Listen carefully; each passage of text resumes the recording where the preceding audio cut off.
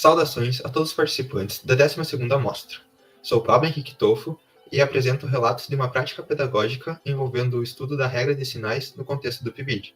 A atividade foi elaborada por discentes do curso de Licenciatura em Matemática em parceria com o Programa Institucional de Bolsa de Iniciação à Docência PIBID. A atividade tem como tema principal os números inteiros, mais especificamente o jogo das regras de sinais. Decorrente da situação de pandemia, a prática pedagógica realizou-se de forma online através da plataforma do Google Meet.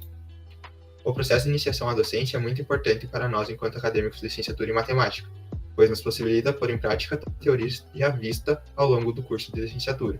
Assim, podemos aprimorar a nossa formação docente.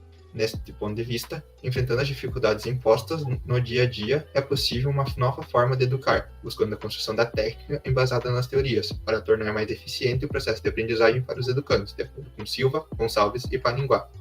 A realização da prática é desenvolvida pelos bolsistas ID a partir de uma conversa com a professora de matemática da instituição parceira, na qual são elencados os principais conteúdos que serão trabalhados e feitos os planos de aula. A prática pedagógica em questão foi desenvolvida com turma dos 8º e 9º ano, na qual contou com a utilização do software do PowerPoint e do Google Meet.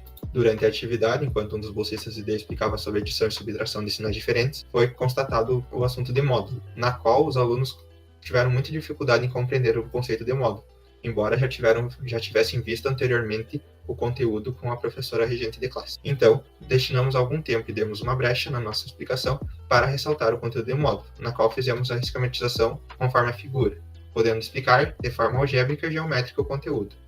Conforme Melchior, se não sanadas as dificuldades, elas vão se acumulando como uma bola de neve, e conteúdos que são pré-requisitos para outros acabam dificultando a aprendizagem.